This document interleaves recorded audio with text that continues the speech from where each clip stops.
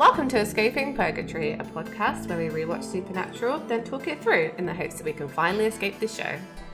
Join us each week and leave comments on upcoming episodes, and together we can escape Supernatural Purgatory. Hi. Hello.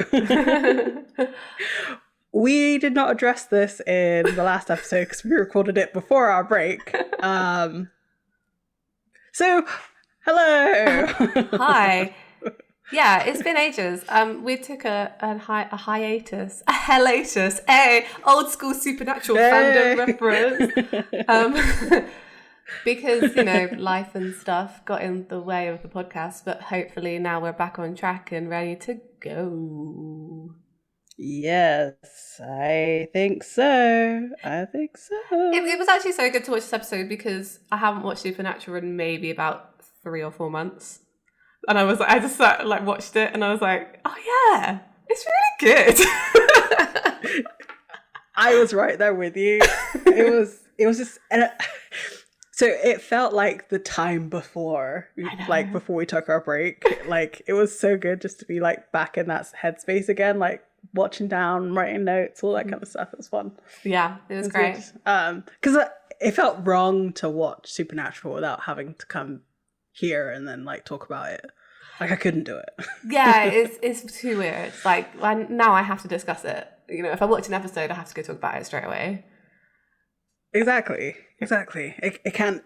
It will sit with me for too long, and then it just, the cogs will turn, and then I'll forget everything too.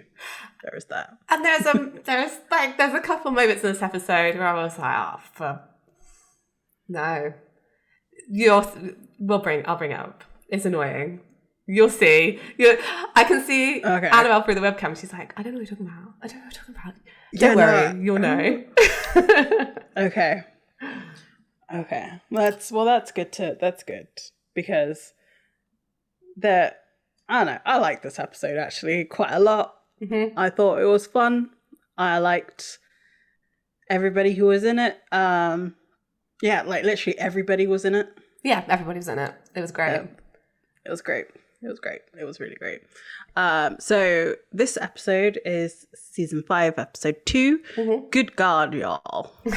And it took me until the end of the episode to get the reference as to why it's called this at all. I know, yeah. Because of the song. I was like, oh. I literally, I facepalmed myself pretty badly when I realized why they called it this. And then I started to think of Rush Hour, which was a whole other issue. So this episode was written by Sarah Gamble and Phil Segresha. Mm-hmm. Though there was a point in this I was like, is this a Robert Singer episode? Maybe. Did Phil take over after the first scene because they're like, no, none of that, please? I don't know. I don't know exactly the moment that you mean, actually. Yeah, it's just I know. Yeah, it was good. It's good. This episode I watched this with my husband, as I sometimes do, and he was like, oh, I hope you're watching that closely because it's a plot episode. And I was thinking, I think most episodes in season 5 are plot episodes. There are a few fillers. Mm-hmm. I guess they're trying to, I don't know, what were they trying to do? Make a good season, I guess. Well, finish the story because it was supposed to finish, at the end of this, so you need to wrap everything up. I think it's kind of similar, isn't it? Season 15 is mostly plot. There's not a lot of filler apart from Baba Yaga and some other things. There's a couple, but it's not as many, I don't think, as previous seasons. You're right. It feels the same. Mm-hmm. But yeah, I liked this. It's really the beginning of the apocalypse, so it's kind of cool.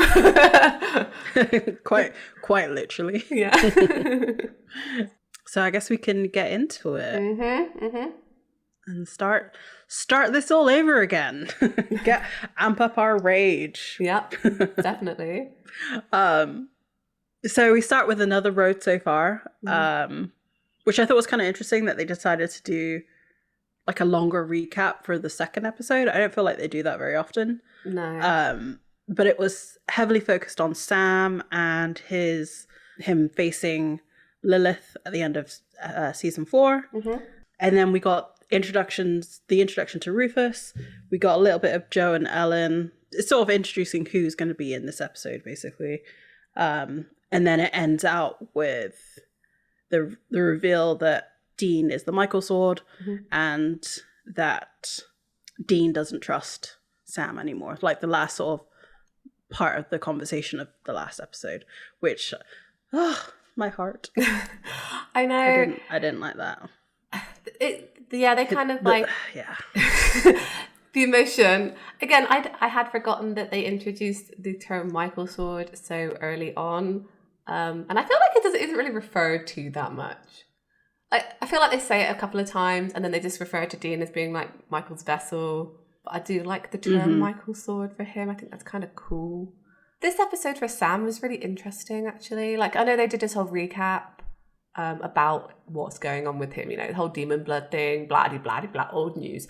But this episode kind of focuses on him in a way. It's interesting because I feel like there's a little storyline here that he has. And I feel like in later seasons, it would have been Dean's storyline. And it's weird that it's like Sam's at this point. Do you know what I mean? Yeah. Like the conversations that he has. There was a moment in the episode that I was like, this shouldn't have been said by Dean. This feels like a conversation that Sam would be having to Dean. Yeah, exactly. Like it should have been reversed. Which I thought was kind of That's I didn't see it that way before, but now that you've mentioned it, it really was like a Sam focused. Because when I first watched this, I was like, oh, this was like an introduction to all the side characters again. Like we're going to see them in this season. But you're right, this was really a Sam episode. Yeah, it definitely a Sam episode. There's a big story arc here, and it really sets up the idea the rest of the season, because I feel like for most of this season, I mean, this is like going ahead a little bit, most of the season they're not together a lot, and this is why. Yeah And I should have guessed it was a Sam episode because Cass calls Sam. Yes. So true. Cass is like, hey Sam, you're the main character of this episode. Look sad all the time. So we catch up with Bobby, and he almost looks catatonic in his wheelchair, just sort of, you know, not really paying attention to anybody, and Sam's just in the doorway just watching. Which is just like super creepy. I understand why he's like that, because obviously some of the last conversation that he had with Bobby was him telling him to like lose his number. So yeah, I could you're unsure of what to do. Dean tries to make a joke. He says we got to cheer him up, maybe a back rub will help. No. And then Dean hands Sam some x-rays, and it shows the etchings, and I was like, why are they brighter than bone? If it was etching, surely it would be darker because it's less dense, right? Scans. Well, I mean, scanning my brain sense, for like medical knowledge. I don't remember. No, x-rays. No, I don't know. I can't remember. But they look dodge. And also, like, what did he do to get those? Like, who did he convince? Be like, can you just x-ray me, like, real quick? And then can I have the x-ray things? That's very true. Don't look at them. Because if you look at them, you're going to think I'm in some kind of weird cult. Just hand me them. Don't look at them. Don't. It's so stupid. Well, so, like, the radiologist... Well, actually, no, you leave your... I guess you leave your shirt on for chest x-rays. Maybe not, I don't know. But... like if you're in a weird cult, you would have a massive scar where they had to like I don't want to get, but you would have a massive scar, right? Yeah, right. So, yeah, like exposure. But yeah, but like so it would produce more questions. This poor like technician who's looking at us like, how? Like some kind of lasers? It's like, what did he do? Mm-hmm. Yeah, I just think it's funny that it's like not question. Just he goes to Sam like, I pulled some strings and got this, and Sam's like, okay. Yeah, right. Like, what kind of? Yeah. Yeah. Plot armor, but like plot magic. Oh, it's amazing. Yeah. And as they're talking, Sam gets a phone call and it's Cass, and he's asking where they are. And then he just like the way that Cass makes his entrance by walking down that hallway is just like coat flapping in the wind. Just to remind you, there's zero need for that. He could have just teleported into the room. Like, there's no need for the drama. Well, so he doesn't know which room he's in, though. I guess that he could teleport to the front and then teleport to room, but like, yeah. Oh no, okay, so that's funnier because they're like St. Martin's Hospital, and what, he just happened to like drop into the right corridor, or is Cass walked around that whole hospital? Oh, he's walked around the whole hospital. Yeah. Until he found them. Yeah, definitely. Coat flapping, like purposeful stride. Yeah. What's this Constantine knockoff doing? Like walking around the hospital. Yeah. It's too funny. And as soon as Cass gets to the room, Bobby speaks and says, "Get to healing now." And Cass says he can't. I miss this version of Cass where like he doesn't instantly heal people all the time. Like there was a sort of, he's done this twice now, and it just makes him less, I don't know. I couldn't think of the word when I was watching it, but there's just something that like, it makes his healing abilities seem more profound, I guess. Whereas later on, it's just like, oh, you have a little scratch. Here, let me heal you. It's just like, ugh.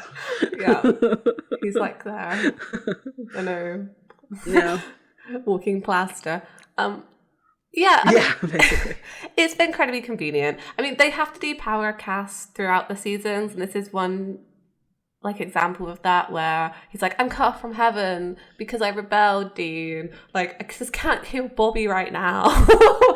And I'd like to know like the reason why they needed Bobby out of commission for this season. Like, I can't remember in this wheelchair now until like the end of the season, and so he isn't involved in a lot of their like plans and stuff. He just doesn't get taken along. He's just like on the phone and things. And I do wonder kind of like why they made that decision, I guess. And then obviously they had to then depower Cass to sort of, I guess, justify why he couldn't heal him. I mean, I guess also it ups the stakes because it's like a main character got injured, like permanently injured. So, the apocalypse is coming. One of our best players is not able to like be at their full potential, I guess, during like as they would normally be. I don't know. I just thought it was very convenient. I was a bit annoyed by it because I forgot that it was like, I've been cut off from heaven excuse like came out kind of so early for a cat. I do wonder if maybe Jim Beaver was like in another project. He's in everything. And that's why he couldn't. Yeah. So Cass like they have this pretty intense conversation between Cass and Dean, like they're just in each other's faces, or not quite yet. They're getting closer and closer. Because Cass turns to Dean and says, "Your plan, kill Lucifer." Yeah, you want to help? No, it's foolish. It can't be done. Oh, well, thanks for the support. But I believe I have the solution. There is someone besides Michael strong enough to take on Lucifer.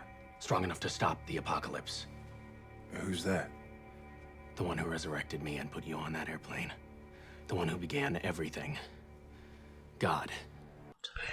Yes. And then there's a zoom. Then it zooms on all three faces. And I'm just like, dun, dun, dun. Singer, is that you? Is that you? Robert Singer? I recognize that camera zoom anywhere. Though if this was Robert Singer, it would be much faster. and like much more intense, but there was definitely like a creeping in on each person's face. Yeah. It was great. Basically, like, Cass drops this bombshell, like, I'm going to find God. And it's so funny to watch these. I know I've said this so many times. It's so funny to watch these now in retrospect, and you're like, why? Why are you going to find God, Cass? It's not worth it, man. It's not worth it. So the same way that they put Bobby in a wheelchair to take him out for the season for whatever reason, this is the same for Misha as to like why he's not in episodes. It's because he's off finding God. Yeah. They had to find an excuse. Like, you can't have Cass in every episode. So what's he doing? Yeah, exactly. You're completely right. You know, so yeah, Cass has decided he's going to go find God. Dean says, you know, I try New Mexico. I hear he's on a tortilla. I love Cass. Like, again, like, I miss this Cass where he like sincerely doesn't seem to get their humor because he's like, no, he's not on any flatbread, which is just, it's great.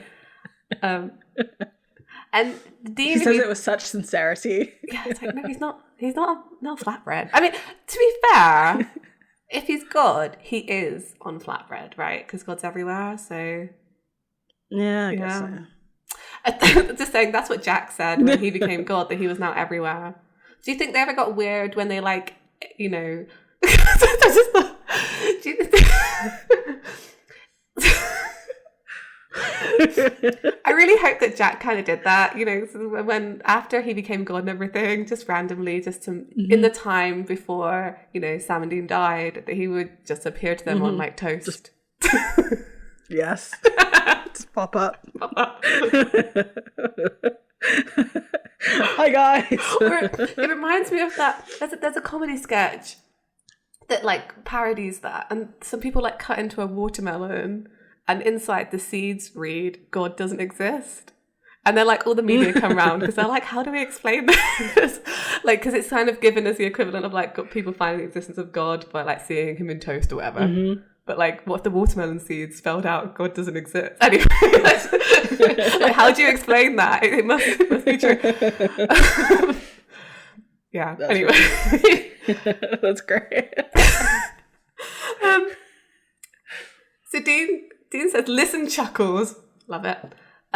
He's decided that God is either dead or he doesn't care, which for Dean, that's fair. You know, he didn't intervene at all when he was in hell. We know that now. I mean, because originally we thought like God was involved in getting out of hell, and now they know that it's not. It was all like the angels plotting to get him. And then all this bad stuff has happened to them. So, of course, he doesn't believe in God. I mean, Dean's always found an excuse to not believe in God at all, any kind of good stuff. And, I mean, to be fair, he's kind of, like, justifies, like, bad stuff happens to them so much. If God didn't really want the apocalypse to happen, right, he would have gotten him out of hell, like, without all of this nonsense. Yeah, exactly. There was a lot of shenanigans going on that like could have been avoided if God had just like intervened. You know, Cass is kind of angry about the fact that Dean's saying that like God doesn't care. I think he's more angry about him saying that he doesn't care compared to him being dead. That's the worst case for Cass, right? Is that God exists and he just doesn't care. Which, hey. Sorry, your nightmares came true. Yeah. Sorry, Cass. You do have a deadbeat dad. So. And Dean says, like, at the end of days, and he's off somewhere drinking booze out of a coconut. Again, probably true. And, you know, Cass doesn't agree with him. He says, this is not a theological issue. It's strategic. And again, like, Dean's like, no, it's not going to happen. And then one of the top 10 Destiel moments happens. Because Cass gets right in Dean's face. And he says, I killed 2 angels this week. The line here that's really important is, I'm hunted. I rebelled, and I did all of it for you. Looking at Dean. I mean, it's kind of addressed to the room. That's what people would say. But he's also very much in Dean's face when he says it.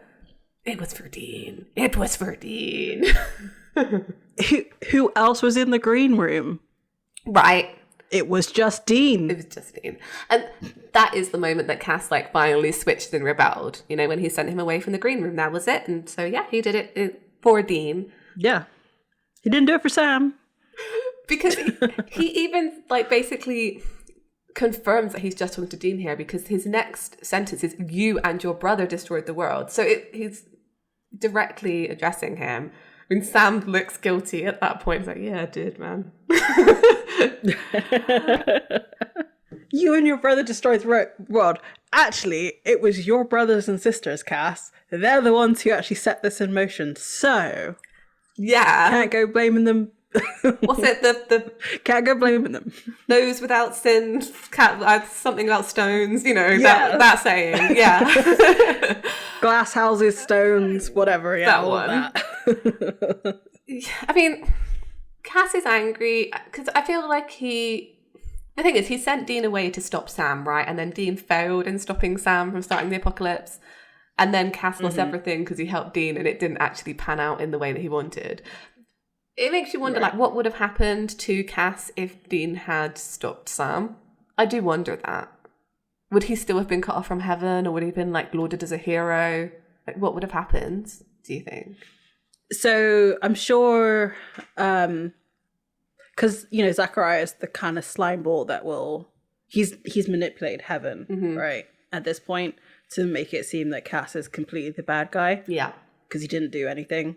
Whereas had Dean stopped Sam, the divide of the people who, like, the angels who know what's going on, the angels that don't, the angels that don't know what's going on will probably raise up Cass. Like, he was such a great guy, he stopped the apocalypse, blah. Whereas the people who do know, they'll be like, what are we gonna do now? But in this case, I think all of heaven has turned against him. Yeah. Because he's a rebelled angel. It's kind of sad for Cass because, like, obviously later seasons, there is kind of the angel civil war that he's sort of fighting. And there was really no way of ever avoiding that because if Dean had stopped the apocalypse, then it would have still happened. And it's still going to happen, even though... Anyway, whatever. I'm just feeling sorry for Cass today and the Cass pity train. So, you know, Bobby questions Cass, is like, well, you're not here to just shout at us. You know, why are you here? Why? If you're not going to heal me, man, why are you here? Cass is here for the Samulet. I did remember this quite clearly. It's so funny. The thing is, again, I know too much. The curse with knowledge. I haven't said that in ages. Like, curse with knowledge. I think that this is very convenient because they wanted Dean to stop wearing the amulet, because I think when Jensen was, like, running and stuff, it would bounce up and down, and I'm sure there's lore that it once chipped his tooth. And if you watch, like, Dean slowly wears, like, less and less jewelry because basically Jensen kept getting hurt by the jewelry that he was wearing when doing, like, stunts and things. So this was a very convenient way of getting rid of the amulet from his character without anybody then questioning, like, why is he suddenly not wearing that really important, very emotionally attached piece of jewelry? So, yeah. Cass asks for the amulet, and because it apparently burns hot in God's presence, and Sam calls it a God EMF, which is quite not a very good equivalent. Like a God dowsing rod, right? Yeah, I don't... Metal detector, as you just did. Yeah. So the thing is, would it have ever worked? I don't think it's an actual... What were you going to say? Just because it then brings to question whether Chuck was God the entire time, because it would have burned hot if he was. It's a plot device. And do you know what? My brain is, like, ticking. I'm pretty sure... Okay, it doesn't work. If I'm right, and someone's going to correct me, like, no, Amy, you're so wrong. It doesn't work during this whole season. There's a point later where Dean throws it in a bin, and then in another season, it turns up in a junk shop, and they have it, and then it does do the thing. But I'm pretty sure it's like a false positive or something. Oh, it is. It's... Yeah, it's. I feel like in that case where it works, it's like being manipulated. I feel like it's by Metatron just because that feels like something he would do.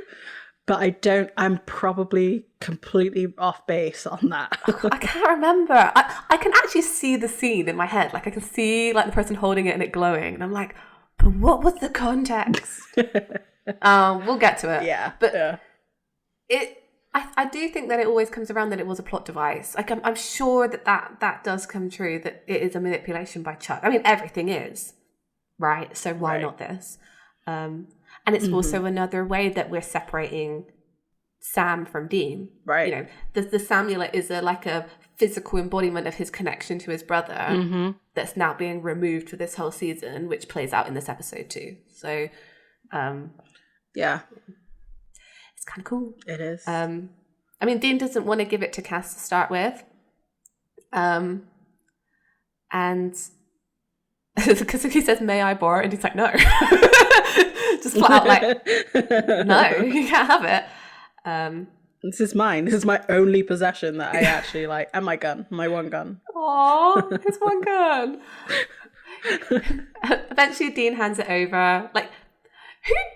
No, right. I've got to take issue with this, because this is not just in Supernatural, but like anywhere where anyone ever hands over some kind of amulet.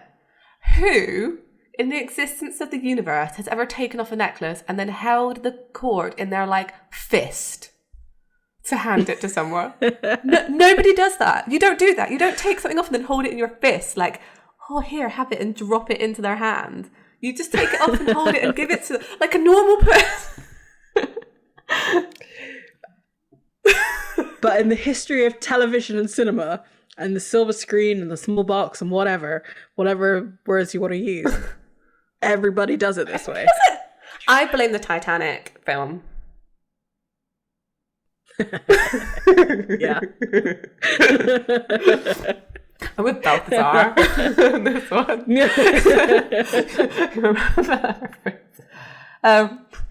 Yes.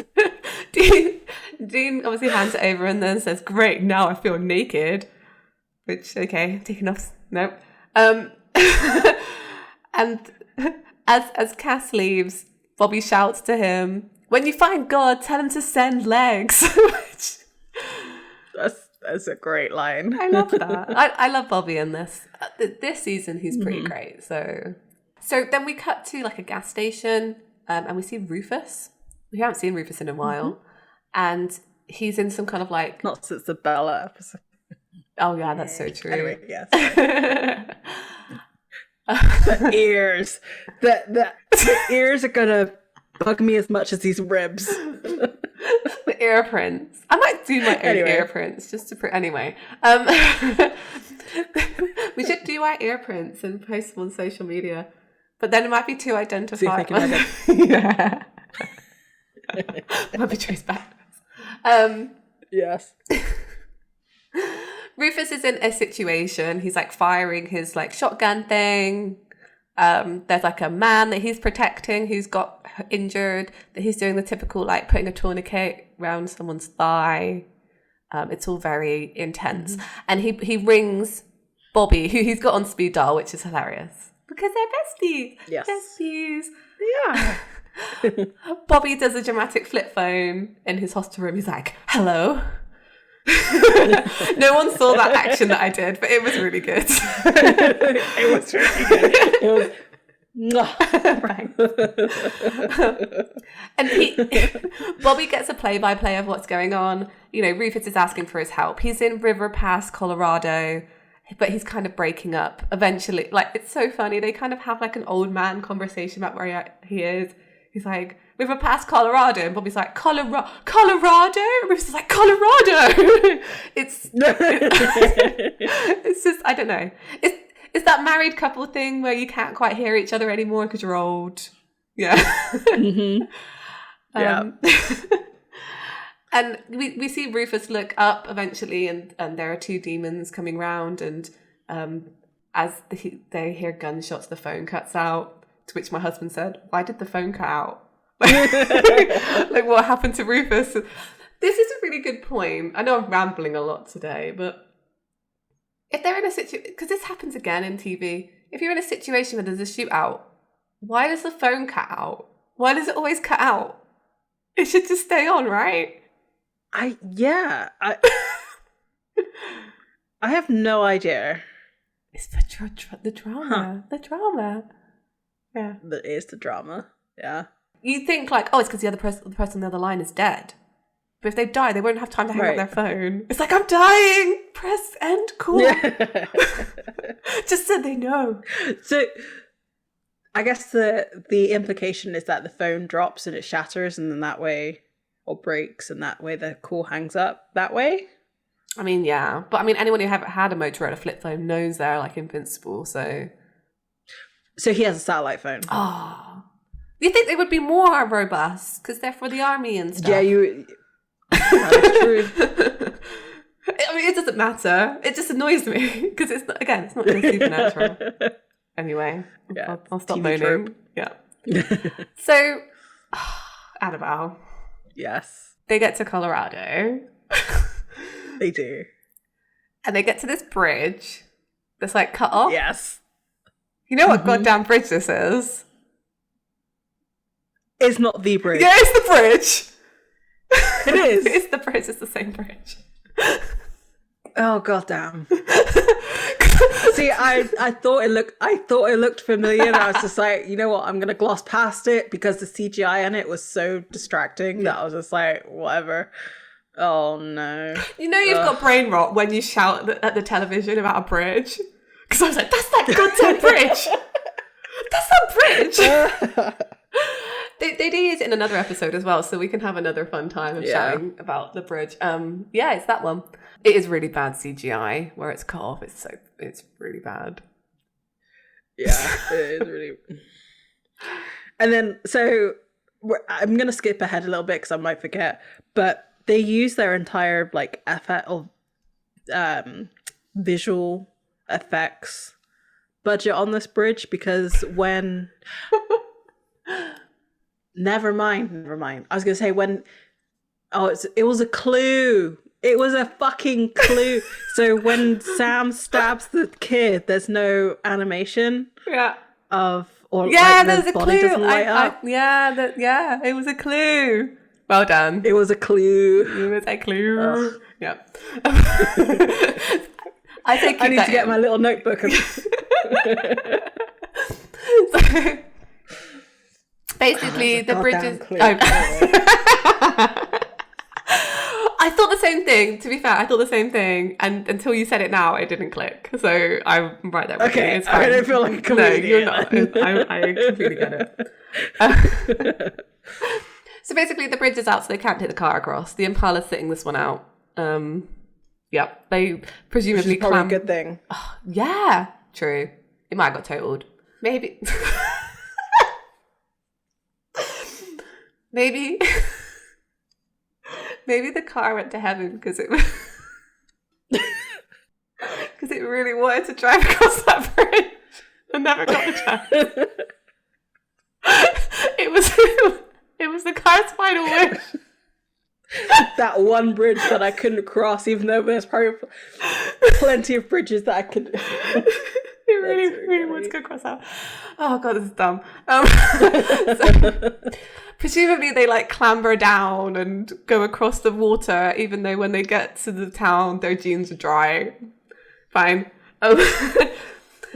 So maybe, I was gonna say maybe they like climbed down the debris and then like jumped back up, but that takes more effort than just walking through the shallow water. It's fine. So when they first walked into town, I was like, really? They just walked in with 2 shotguns and that was it? Because like you can't see any other things. It's not until later that you see that they each have like a backpack, and I'm just like, but they usually have a duffel bag. Like, nothing, just a shotgun. No, just this time, no shotguns. They walk into town and there's this really, I like the music choice. So it's Spirit in the Sky. Who's that by? I can't remember. It says here Norman Greenbaum. Oh, I thought it was. Is what it says. I always think of, is it Peter Townsend? Anyway, whatever. Spirit in the Sky is playing, and it's quite a nice little intro into the town. It's way too long. Did you not think so? They take a really long time checking out that flipped over car for there to be nothing in it. So I think they wanted to... So if you listen to the lyrics to the song, it kind of matches up as to what they're seeing. Like it almost... Because it looks... So when they're walking through and the song was playing, I was like, oh, this town has been raptured. Mm-hmm. Yeah. Because it's talking about spirit in the sky is where I want to go when I die and all that kind of stuff. Yeah. So I think they just wanted to get further into the song so that like you could hear the lyrics. That makes sense. And they do that really typical thing where they eventually get to a car and the song's playing on the radio and they turn it off. I quite like that. Mm-hmm. I also thought that car looked a lot like Cass's Pimpmobile, but I don't think it's the same car. No, I think it was just a SUV. Yeah, it's like station wagon. Yeah, it's not the same car. It's just a similar colour. Brown. Brown. I mean, during this, Dean clocks a red Mustang. Like, he actually takes time to, like, look at it like, hey. Like, he checks out ladies. He checks out that car. Mm-hmm. They see, like, a load of stuff that kind of hints to the people they're going to find later on. Like, the stroller and stuff. They hear a gun, like, behind them. And it's Ellen. Hi, Ellen. Hi, we missed you. We haven't seen you in 2.5 seasons. That's true, yeah. And she says, hello, boys. do you know what? Like, watching this back, it's interesting because if she turned out to be a demon, that would have been a really good, like, indicator that she was a demon. I know she doesn't turn up to, yeah. Anyway, all demons should introduce themselves as, hello, boys, and then we know. Yes. She splashes Dean in the face with holy water because, of course, it's Dean. I mean, Dean always gets the lube in the face. And it doesn't work. So she takes them to a church where the rest of the town is. They kind of see, as they walk through, there's like a devil's trap in the doorway and a line of salt. So suggestion is demons. We kind of knew it was demons because Rufus, that's who he was fighting earlier on. But we didn't know Ellen was going to be there. Nope. Once they actually cross the line, then she relaxes and like hugs them. It's like, oh, it's really nice to see you. Like, it's really sweet. And then she like slaps Dean around the face. And she said that like basically they hadn't been in contact, and she found out that they were alive from Rufus.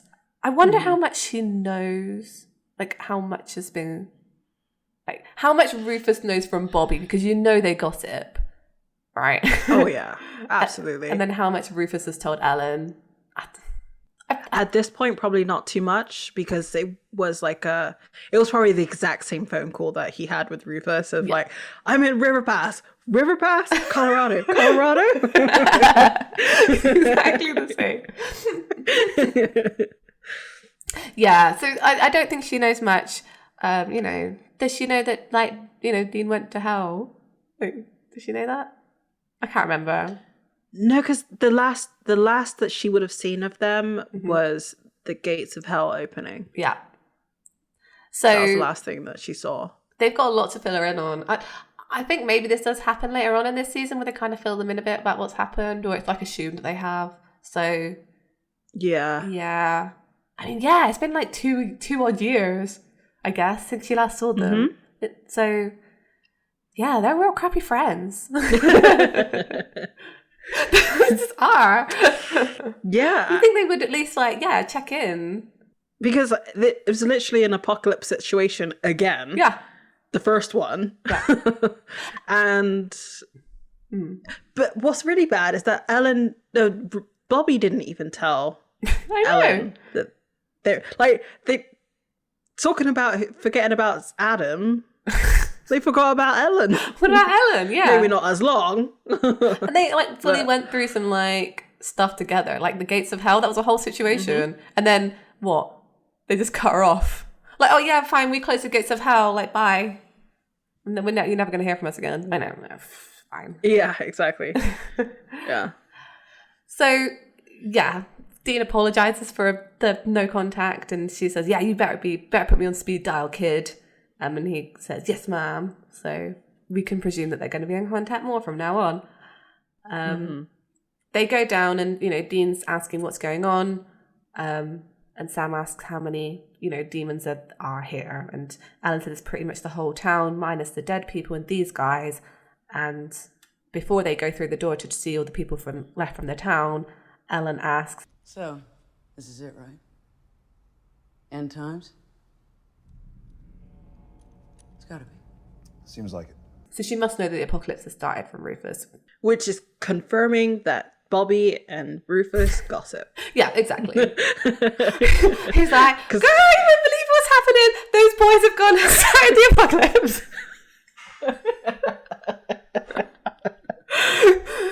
These idiot boys. Yeah. And Rufus is just taking shots, listening to him complain about the Winchesters. I'm like, I don't know why you involve yourself with these boys. Anyway. So she knocks on the door and they go in and they see a lot of people.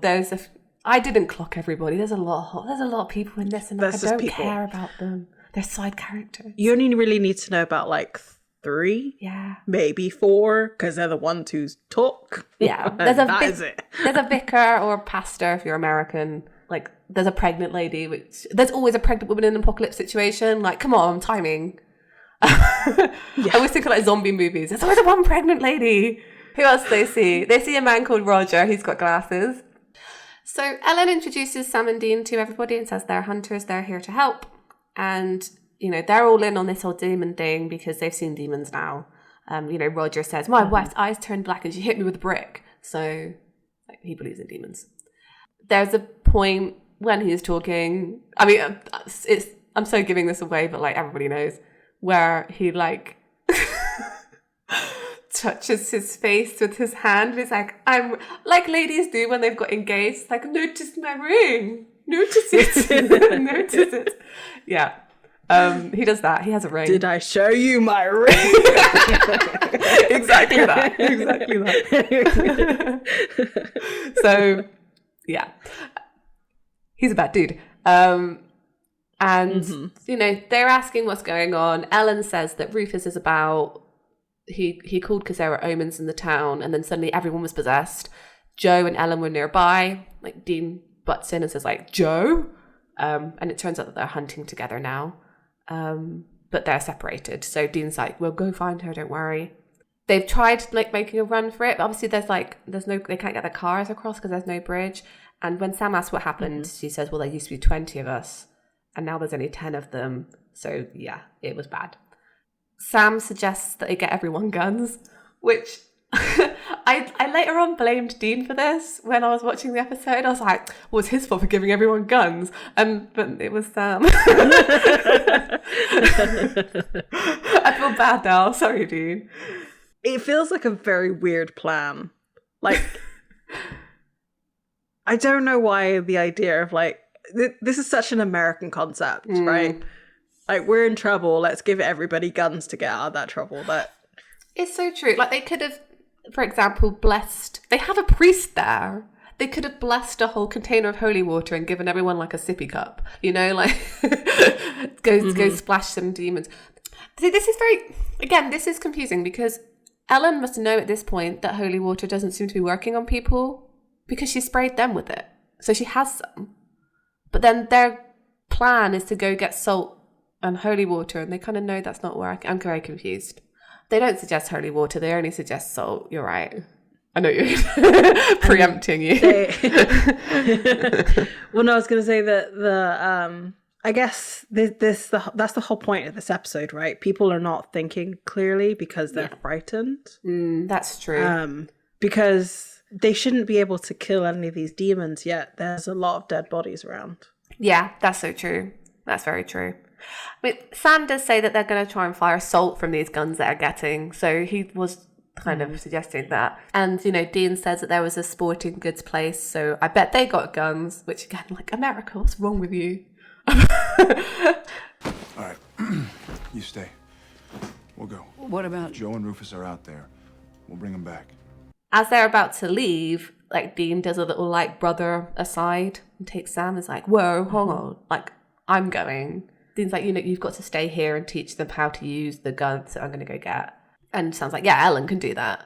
Dean really doesn't want Sam to go. And Sam eventually realizes that that's the case. He doesn't just want him to stay and teach them to use guns. He doesn't want him to go outside because he doesn't want him to be around demons. And Dean doesn't explicitly say that, but it's on his face that is the case. Yeah. I didn't say that. I love the way he says, I didn't say that. Like the 2 times. It's like, I didn't say that. I didn't say that. Yeah, exactly. No, it wasn't me. And then because he didn't say that, Sam's like, fine, let's go then. If you didn't say that, let's go. So they end up leaving together. It's such a brother conversation. It's like not admitting that you're trying to communicate something, and then so you end up not getting your way. So they go out and Sam says he's going to get the salt, you get the guns, and Dean still wants to go together, but like... Can we at least do this like professionals?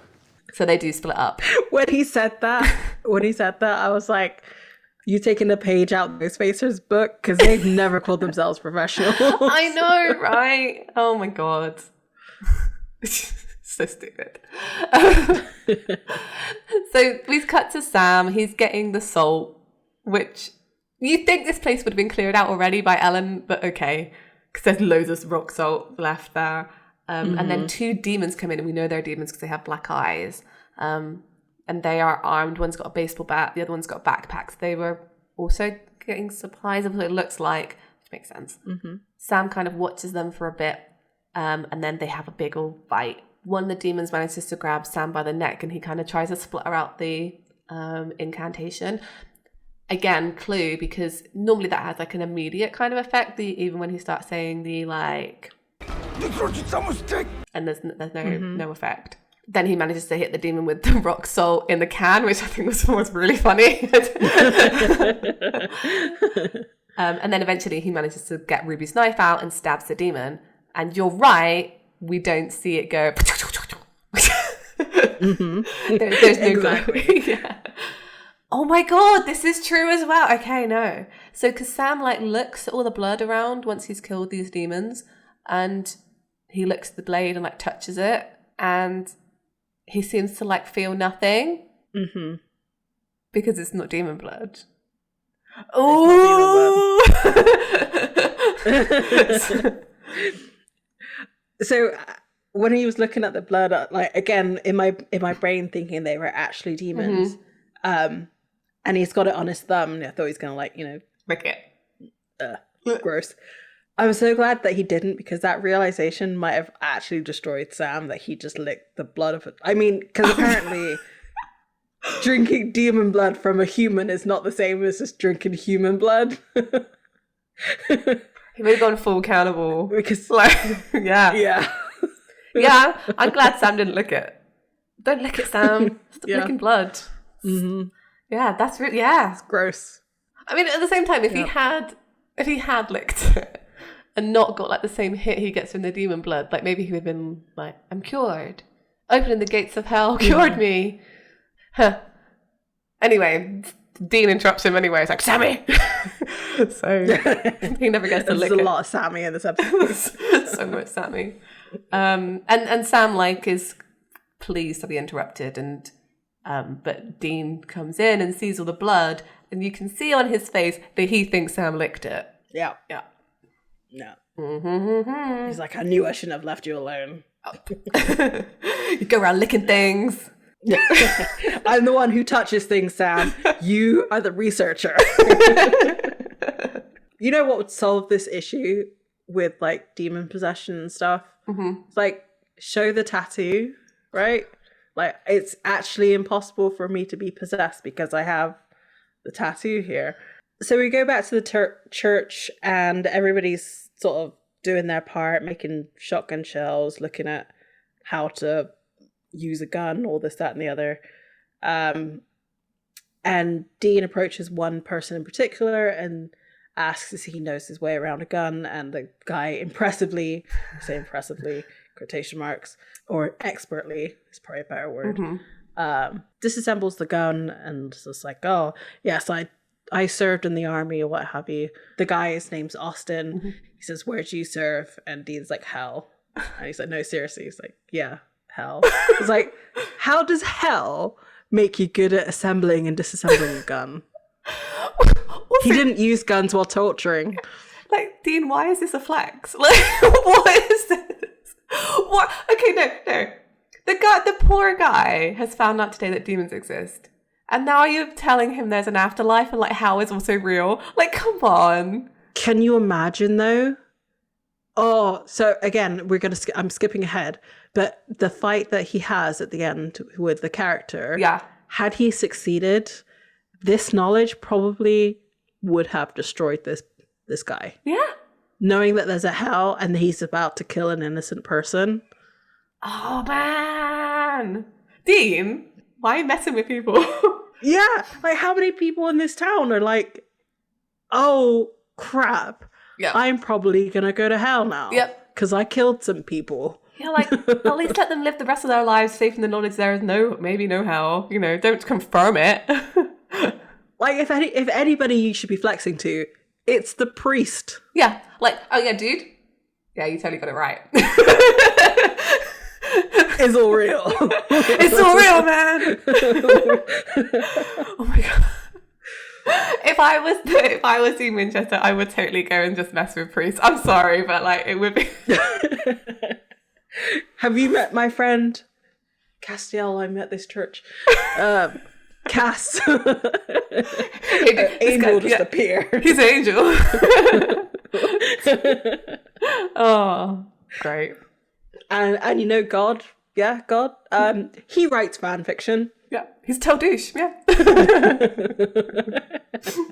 So Sam and Dean, they have like a little conversation together, and Sam is feeling pretty torn up about the fact that, you know, these demons. So this is the conversation where I feel like it's usually the other way around. Because Sam's saying that, you know, these demons possessed teenagers, and, you know, I had to slit this kid's throat. Mm-hmm. And Dean's like, well, come on, you know, you had to. Well, Sam says, I know, it's just that it used to be like, and he pauses. I just wish I could save people like I used to. What, you mean when you were all hopped up on demon blood? I didn't say that. It's interesting because they didn't, like, the idea of exorcism doesn't even come to Dean's mind. That's what Sam could mean, not just, like, his little psychic powers. Because the truth of the matter is that Sam tried to exorcise them before he stabbed them. Well, he did try. Mm-hmm. He did. I do feel like this is a very Sam conversation, because he only got into the whole demon blood thing with Ruby because he wanted to save people, because, you know, he could then use his mind powers to exorcise them rather than having to rely on a whole incantation and everything. Because he did start taking demon blood for the right reasons, you know? Mm-hmm. Or good intentions, as they say in this episode a lot. Yeah. Was it good intentions, like, paved the way to hell? Is that the saying? I think that's what they even say in this episode. Yeah, something like that, yeah. So I do feel for Sam, because he does just want to save people. Sam always just wants to save people. Do you know what? I don't know why. It was this episode. And I finally made the connection between him opening the gates of hell and then in the end of season, like, 8 and 8. Yes, end of season 8, him wanting to close them. And I never before made that connection of why he was acting that way in the later seasons. And I'm like, oh my God, it makes total sense if you think back to this. He's still, like... Yeah. I mean, I don't often talk about Sam's character arc, but it's super good, and it's there when they really try with it, because, yeah, you get to season 8 and it's like, oh my God, yeah, of course. Of course he's trying to close the gates of hell. He opened them. It's his fault. Yeah. He's trying to fix his mistake. Yeah, I just thought, I don't know why that connected for me in this episode. And I'm sure I'm saying stuff that people already known for ages. But yeah. Yeah, I don't know. I feel for him. Because he just wants to he just wants to save some teens, man. I mean, he's always looked at his psychic powers as a tool for good rather than an accessory of evil. Yeah, exactly. Like, he's been given this thing through nefarious purposes, but why can't he twist it for good? And then every time he tries to do that, it ends up bad. And just confirming then in his mind that maybe he's not a good person. It's Sam's very complex, and I do like him. He is. So Ellen comes over and interrupts them, and she's like, "Oh, I know I can't just sit here anymore. I have to go find Joe. If I'm not back in half an hour, you know, get these people out of here." Mm-hmm. Sam's like, "Okay, I'll come with you." And then Dean takes him aside again. Like all these little side conversations. I don't know if Dean doesn't want him out of his sight or if he just doesn't trust him around demons at this point, because he's like, no, I'll go, you stay here. Sam's like, no, it's fine, I'll go. And Dean's, why does it have to be you? Oh, that's right. I forgot. You think I'll take one look at a demon and suddenly fall off the wagon? I was like, well, you kind of admit that in this episode, so... You were going to lick the blood, weren't you, Sam? You were going to lick it. To be fair to Dean, the last time they got split up, Sam did open the gates of hell and let Lucifer out. So I feel like that trust needs to be rebuilt, that he can let Sam go and do things by himself without, like, freeing the devil. But at the same time, like, it's not going to happen twice, Dean. Like, chill out. Technically, he already has, because he got, I mean, in season 2, it was forcibly separated, and then the gates of hell opened very briefly. Enough demons got out. So there's previous. So yeah, you're right. Yeah, it's a trust thing. It's definitely a trust thing. Yeah. He needs to be there to monitor Sam, I think. As if after everything, I haven't learned my lesson. Which neither of them ever do. So. From what you just said, you didn't learn your lesson the first time you opened the game. Why would you learn it the second time? Exactly. Too funny. Well, have you? If you actually think... But everybody looks at them and it's just like, yeah, okay. We'll stop this conversation because we're supposed to be like these strong leaders right now. Yeah. Which... Again, you're seeing these seeds of Sam being quite a good leader in that, like, he doesn't want to lose face in front of his troop, essentially. Yeah, I really wish they'd done more with that. Like, I know they so almost went they there. did up until a point. Yeah, I know it's frustrating as heck. It is very frustrating. So Sam gets his way. And he and Ellen go outside and they have like a little bit of a conversation about where Ellen last saw Joe. And it was just at the end of this road. Ellen asks, what's up with you and Dean? Doesn't really want to talk about it, which is fair. She further says, it was hard not to notice how different things are between you guys these days. I love this line. What happened? Some girl come between you or something? Kinda. Yeah. Kinda. Yeah. Pretty badly too. And it's not just some girl, it was a pretty bad girl. Big old demon. Sam sort of brushes it off and says stresses of the job, you know how it is. He then diverts the conversation that he's surprised that Ellen and Joe are hunting, and he says, I thought you said she couldn't hack the life. And she's like, well, I basically gave in. If she's going to do it anyway, I'd rather be there. It's kind of rude that she doesn't think that Joe could be a hunter. There's no real reason to not believe that she couldn't do it. But there you go. Mothers and daughters, what can you do? Exactly. Sam looks over to a house and they see that there's a lot of smoke for like a chimney fire. There's like a column of smoke coming out. Like, I know they're trying to like, I honestly thought they were like burning books or something, like outside, or because it's that thick of a smoke. But apparently it's coming from a chimney. Again, never seen that much smoke coming out of a chimney before. We lived in England where they have chimneys like everywhere. Yep. My grandparents have a coal fire. Like Doesn't look like that. Yep. Doesn't look like that at all. Which is funny because in the like next shot you see what the chimney smoke actually looks like, and it's just like a little wisp of so they approach the house and they look into the window and they see a guy with black eyes, and sounds like demons don't get cold. It makes you wonder what they're burning. Like they're finding excuses as to why certain things are lining up. Yeah. And a fire wouldn't line up with demons. As they turn the corner, Ellen is attacked, and then Sam is also attacked, and Joe is yelling at Alan, saying, "You evil skank, and don't you hurt her. Give my mum back, you black-eyed bitch." Yeah. Before Sam is knocked out by Rufus. Mm-hmm. And scene. So inside the house, there is a fire in the fireplace, and doesn't look like they're burning anything nefarious. And Sam is tied to a chair. He wakes up and is like, "I'm tied to a chair." And we see Rufus and Joe, and they both have black eyes. They're demons, and Joe is carrying a jug of water. You evil son of a bitch. And then Rufus slaps Sam, and Joe splashes him in the face with water.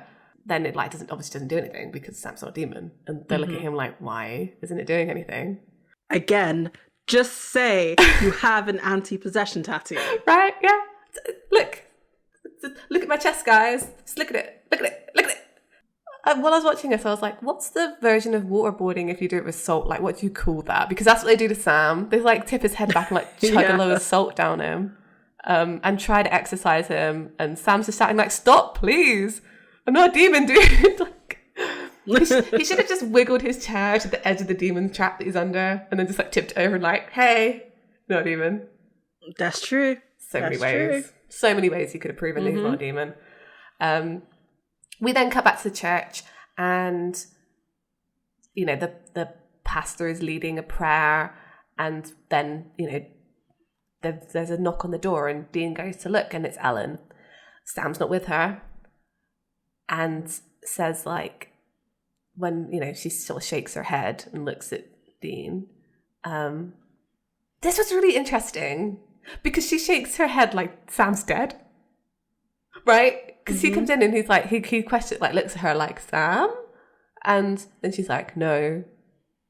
So in that moment, does Dean just think Sam's dead? Because he has the zero. He looks a bit sad about it, but other than that, kind of zero reaction. It's well, that happened.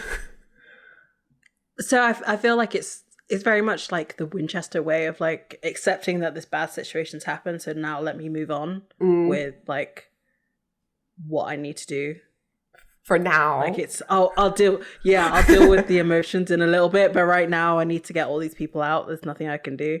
Yeah, you're right. Actually, that's so true. He does I guess you kind of almost see him push it down for a minute. There is a moment. Mm-hmm. It was good acting. He did a jaw click or whatever.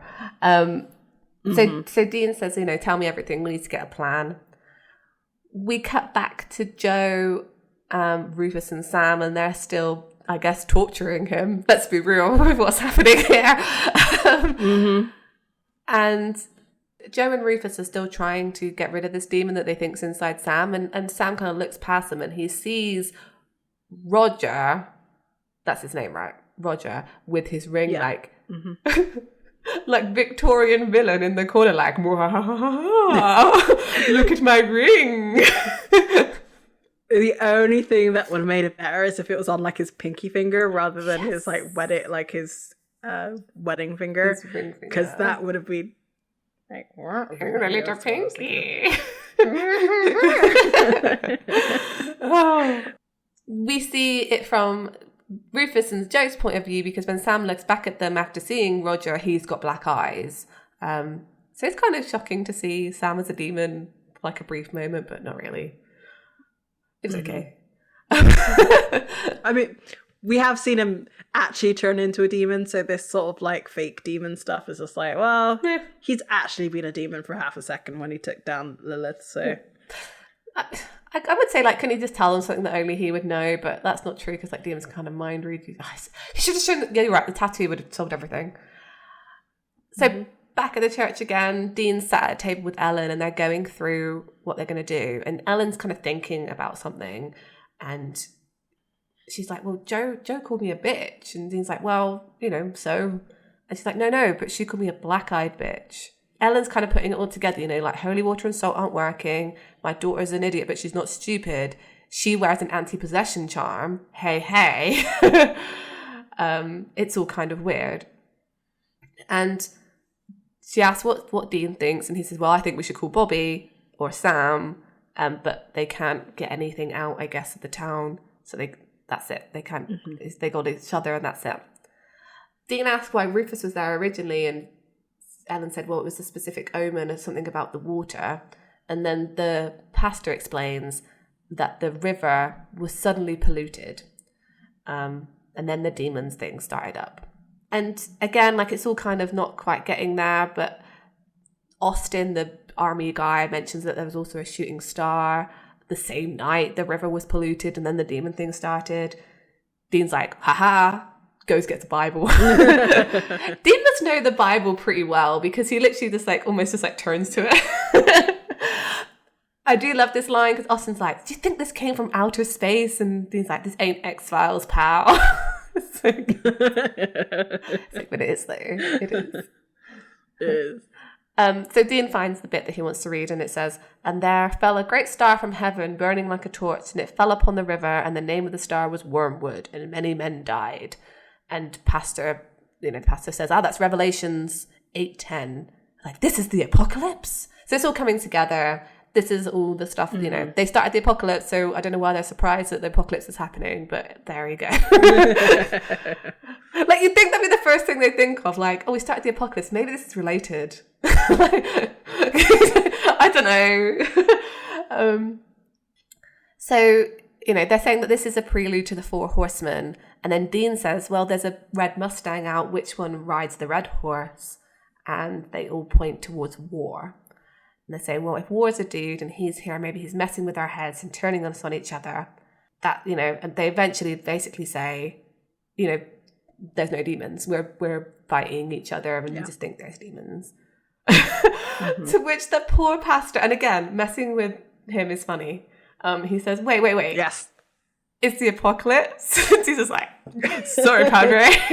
Yup. I mean, you have to wonder. I mean, I'm not a religious person, but you have to wonder, like, if you were religious, like really religious, to the point you're in the clergy, and then you start seeing like signs of the end times, like, would that be this is like a well deep question.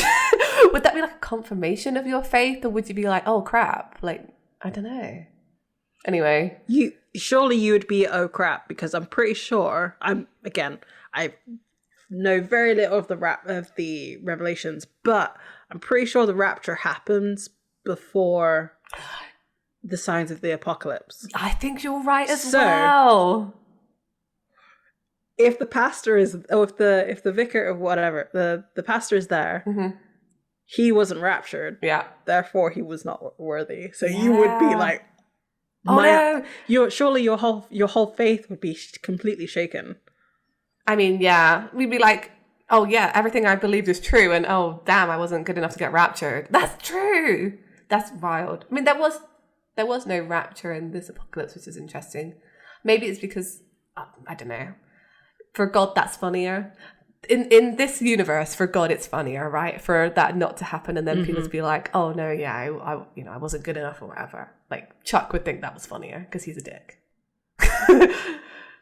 But yeah, I just thought it's interesting when they do come across people of like faith in supernatural, and how it plays out sometimes. It's quite fun. So we go back to Sam, and he's still tied to the chair, and then Roger comes in and they have a little chat. He's like, oh, you caught me. I popped in to watch. I can hustle like that. I guess maybe like he means that maybe sometimes people don't see him all the time, or they don't perceive him in a way, because like Joe and Rufus should have noticed that he was in that doorway, really, and they don't. Or is it like manipulation? Because he's the only one who never looks like a demon. So could he have been like, oh, I went out to go the same way that he returns to the church? Does he return to the house? That's so true. He's just playing both sides, which would make sense because he's war, right? And, Sam asks, where's the real Roger? And the real Roger is dead. And they have a little... Sam asks who he is. He hasn't kind of revealed himself as War yet, although Ellen and Dean have figured it out. I was in Germany, then in Germany, then in the Middle East. I was in Darfur when my beeper went off. I'm waiting to hook up with my siblings. I've got 3. He's almost saying it like, that game where you have that like card on your head? Like that kind yeah. It's like, who am I? Like then, Guess Who almost as well. Yeah, exactly. And then Sam realizes who he was and, you know, says it's war. I like the Horseman in Supernatural. Like, Death is obviously, like, very iconic. He's the best one. But I feel like Good Omens ruined me for the Horseman, because these don't compare really to the Horseman in Good Omens, and they're also very similar. Yeah. They have much more style. Yeah, like the motorbikes would have been cooler, you know. Yeah. The Mustang's cool. I like the red Mustang. I don't know why, but I like the war was a woman in Good Omens too. There aren't any. All the horsemen are men in Supernatural. Yeah. I don't know. I think Good Omens just ruined me for Apocalypse generally. Like, they did the best, and it's really hard to compare now other apocalypses to that one.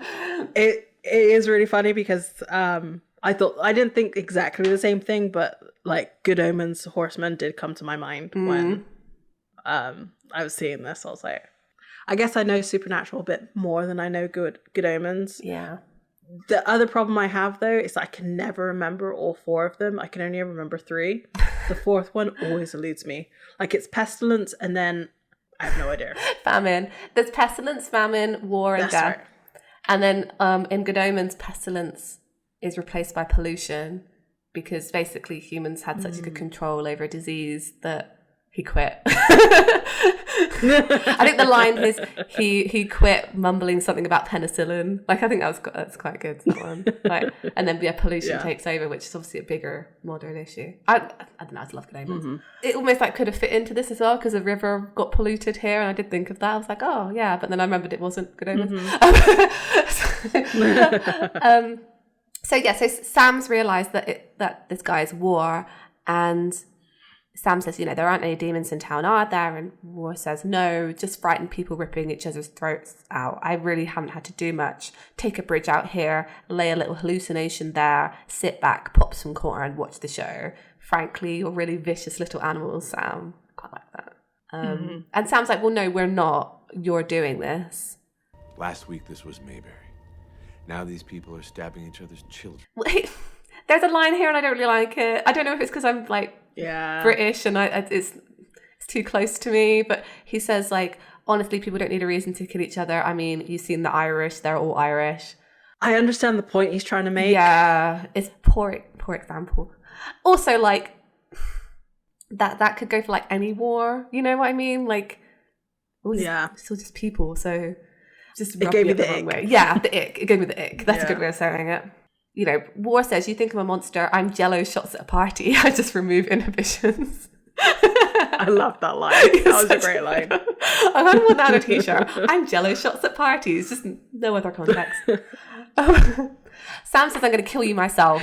And this was the bit where I really thought he should have been having this conversation to Dean, because just of where Dean's storyline goes, where War says, that's adorable considering you're my poster boy. Because Sam's not really, like, violent. No, yeah, you're right. He's usually the one who tries to find the diplomatic solution. Yeah. And, you know, Dean eventually has that role of, like, basically the greatest murderer or whatever. Like, he fully takes on, like, the mark of Cain. Like, you know, he is, if anyone, War's poster boy. So I don't know.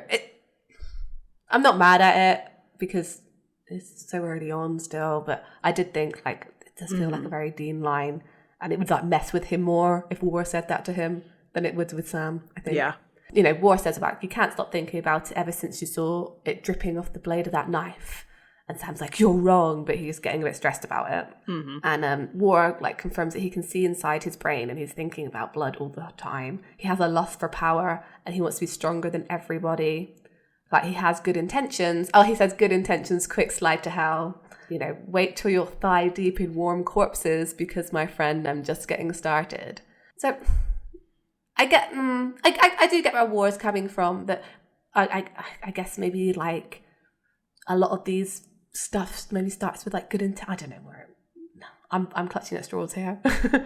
I feel like many demons, because he can, I don't know if he can really see inside his head or if he can just sort of pick up clues, because he knows who they are and, like, knows what they've been doing, that he can sort of guess where Sam's brain is at right now. Yeah. And that's why he said all of that. I don't think he truly knows everything that he's saying. And it's just like, I'm going to confirm your worst nightmares. I mean, War is a great manipulator, right? So that makes sense. Right. Yeah.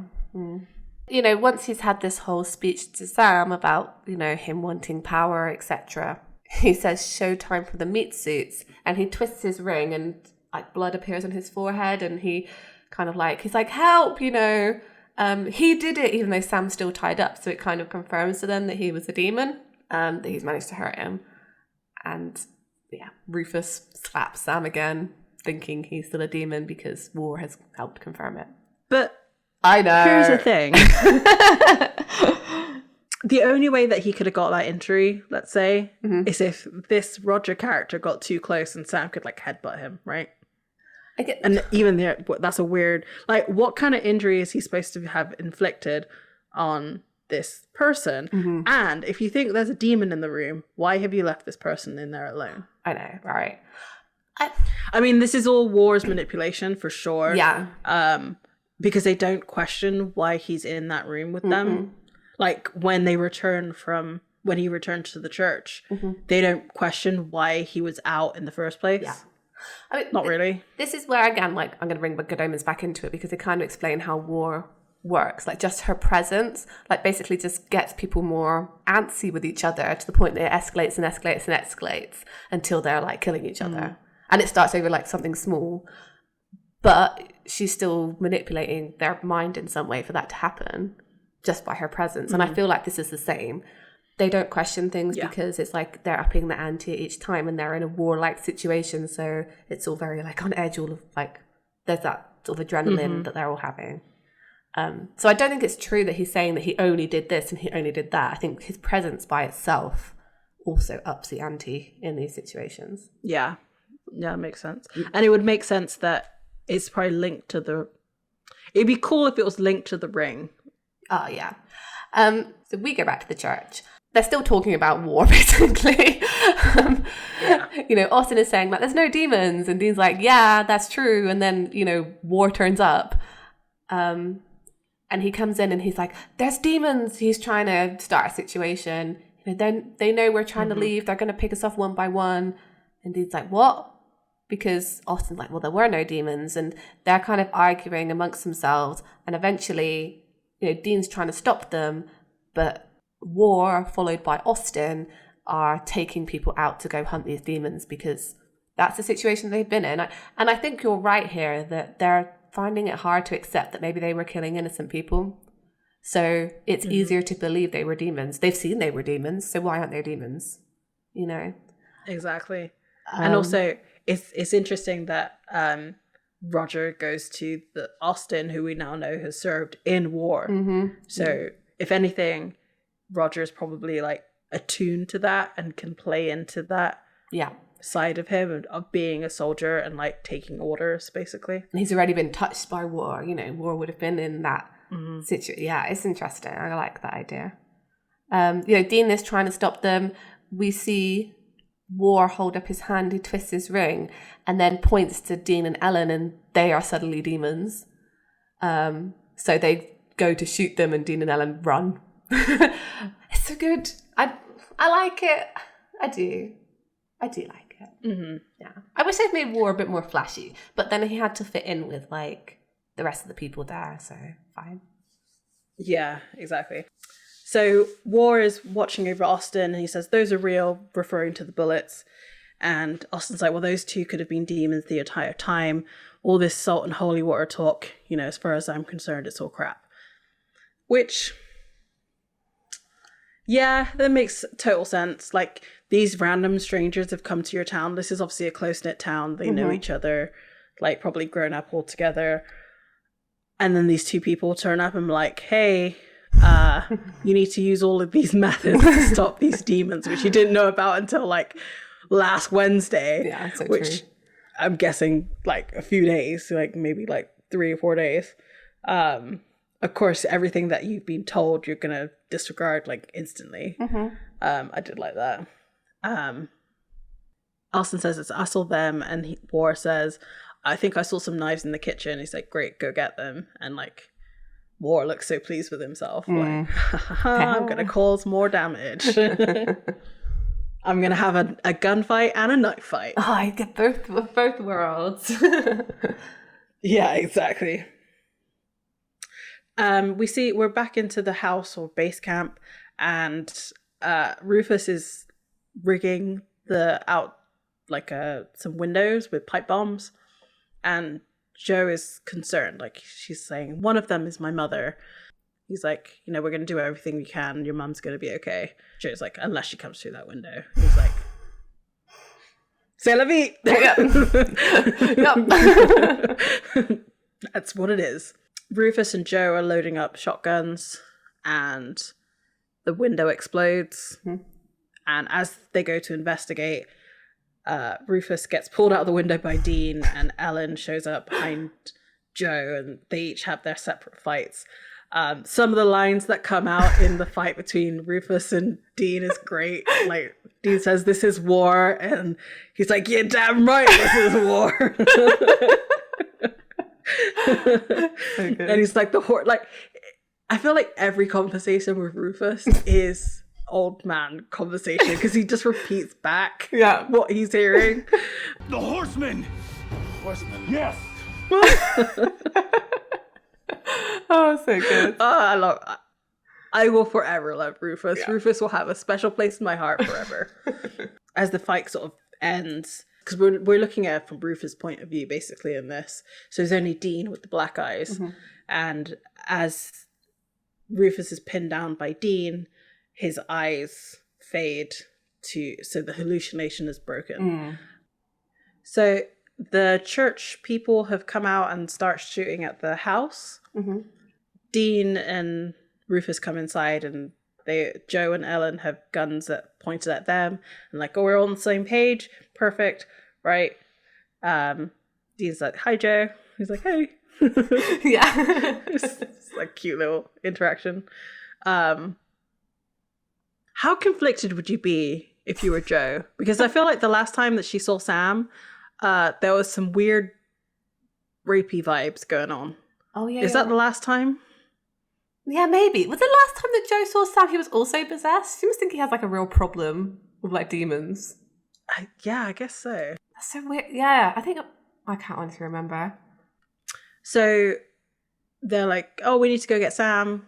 Like they have a really cute moment of like, It's not demons. It's war. they're finally in sync, maybe. Yeah. And Dean's like, "Yeah, I just can't figure out how he's doing it." And Sam's like, "It's the ring." The ring, that's right. He turned it right before he made everybody hallucinate me going hell bitch. Right. Rufus is trying to tell everybody in the house to stop firing, but they keep firing. One individual like shoots the priest, and he goes down. Ellen goes out to help them, and like tells her to put like pressure on the wound. Rufus goes up to one of the people, the person who had shot the priest, and says, "When I say stop firing, it means stop firing," because he like knocks him over the head. Yeah. Basically. We then cut to outside again, and Austin is there, and he's got the gun leveled right in her face. And fortunately, the clip's empty, and so he throws it aside, and they start to fight over the knife that he's holding.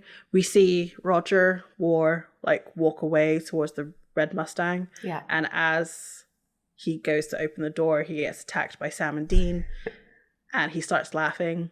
And I do think it's kind of impressive that Ellen is like able to keep up with this soldier, or this soldier is just poorly trained. Ellen's pretty badass on her own. Yeah, she is. Absolutely is. Yeah. Sam holds up the knife, the ruby knife. That's a sweet little knife.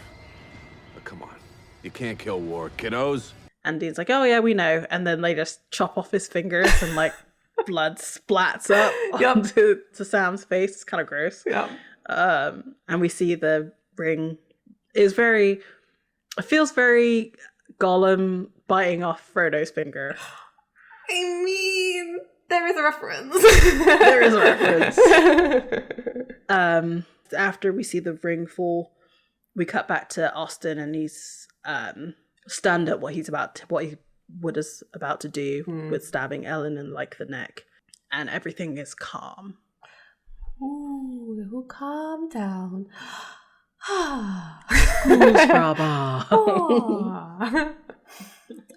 So they saved the day. Dean has War's ring. Hey. That definitely won't ever come back to bite him in the butt. So we cut to like a rest area, and Sam and Dean are by themselves now, like no one else is around. So I guess they all just said bye after they saved the day. And Dean does hold up the ring and say, "So, pit stop at Mount Doom?"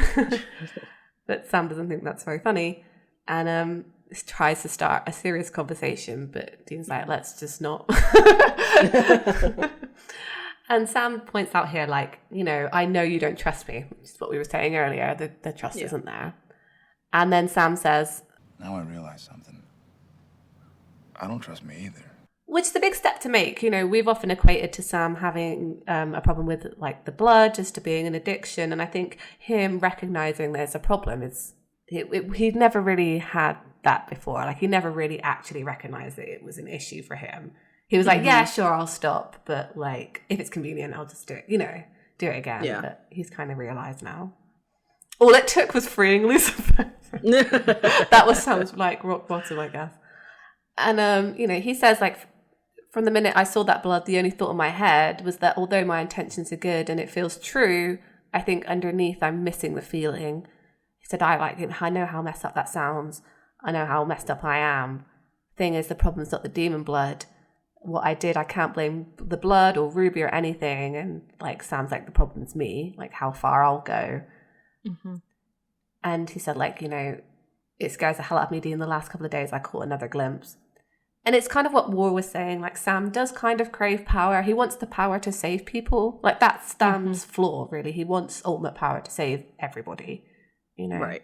But kind of at the expense of everybody. Yeah, exactly. It's not just self-sacrificing. It's like everybody's sacrificing. Yeah. And so, Dean's like, what are you saying? And Sam said, well, I'm in no shape to be hunting. I need to step back because I'm dangerous, and maybe it's best if we just go our separate ways. And like, Dean thinks about it and then says, I think you're right.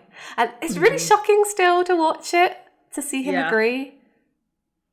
But I guess this is how much the trust has been broken, that he's like, I can't have you with me right now.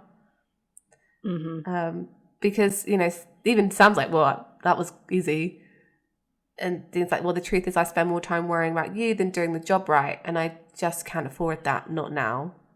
They know they distract each other, I guess, as well. And the more distractions they are to each other, the more crap they seem to get in. So it's just kind of...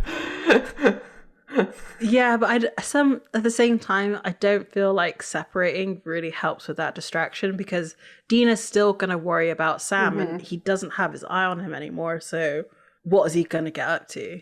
Yeah, because there's no, oh, I'm going to go to Bobby's. There's no, oh, this is what I'm going to be doing. It's literally, I'm going to leave right now. Yeah. I'll maybe see you. Yeah. And also, like, I feel like they're worse decisions they make when they're not together. Because they don't have the other one to be like, hey, like, don't do that. Don't sell your soul. Don't drink demon blood. Don't start a relationship with a demon. Like, all that kind of stuff. Exactly. They don't have the other one there to say it. And Sam apologizes to Dean, and Dean's like, I know you are, Sam. I feel like Dean should have said sorry too. Dean also did some messed up stuff. There should have been a second apology, not just like, I acknowledge you're sorry. Yeah. I guess it's an apology because he does offer him the Impala. That's a pretty big gesture. I mean, Dean's willing to lose everything, apparently, this episode. He lost his amulet and he would have lost his car. I know. I mean, and that Sam doesn't take the Impala because it's Dean's. Take care of yourself, Dean. Yeah, you too, Sammy. And then Sam just like walks over to a pickup truck and like gets in. I guess, to be fair, if you're hitchhiking, like, Sam's pretty safe to hitchhike. Like, he can take care of himself. Yeah. So he just gets in this truck and it just drives off. They're not together anymore, Annabelle. What are they going to do? I know. So I wonder if it was like somebody in that town that was just like, you know what, I have to get out of this place. And they was just like, hey, can I hitch a ride with you? That's a good point, actually, yeah. I mean, it could very, very well just be a hitchhiker. Yeah. So yeah, that was this episode. I liked it. It's all right. I did too. It was a little sad.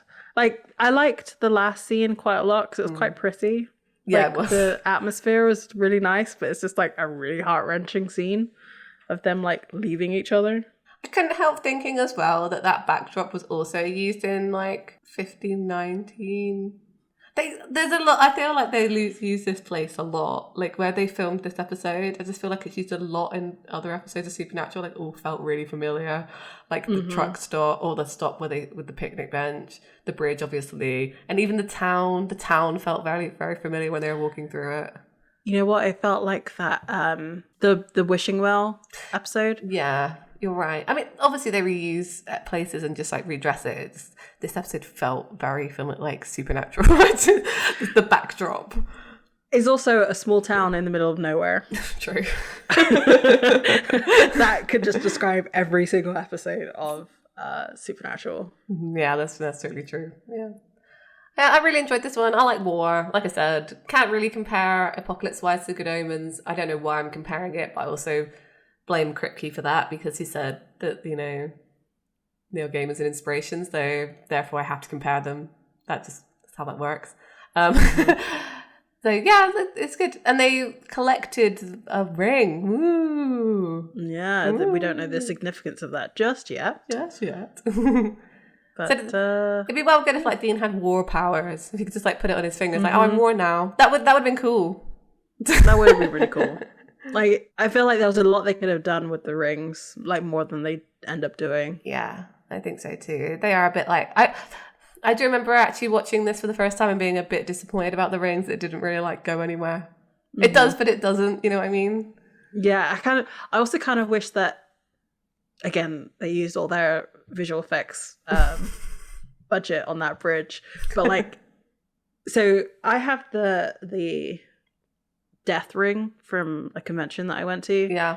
And they all eventually look like that. And it just would have been cool to see it transform from like a regular wedding band to the like death looking ring. Yeah, you're right. Actually, like in each scene, they could have had it like be slightly different as they reveal themselves as to like their true nature. That would have been cool. Again, they do that very well in Good Omens because they start off looking like regular people, and then by the end of it, they're like, I don't know, aspects of themselves. They don't look like people anymore. Like Pollution's just an oozy figure at the end. I'll stop mentioning it. Throughout, look, this is it now. I'll stop mentioning it. I'll stop mentioning Good Omens through the rest of this season because otherwise it's just going to get silly. I'm very much looking forward to season 2 of that TV show though. So Annabelle, what's our next episode? Our next episode is Free to Be You and Me. Or Me and You. No, yeah, I like both. No, I'm just messing with you. Oh wow, yeah, this is I'm looking forward to this one. There's some good old moments in this. No, this is a good one. I'm looking forward to it. Yeah. Oh yes, Raphael's, and I love Raphael's introduction. That was no, I'm looking forward to it. I think, I will talk about this next week. I feel like the next episode is the episode that launched 1,000 fan fictions. Oh, for sure. Oh, for sure. Absolutely. Like, because we haven't seen them interact. Like, we haven't seen them interact in the way that they do in this in that episode. So yeah. Oh, I can see that. I'll talk about it more, like, because you might have to reach out to your fanfic friend and see if that's the catalyst.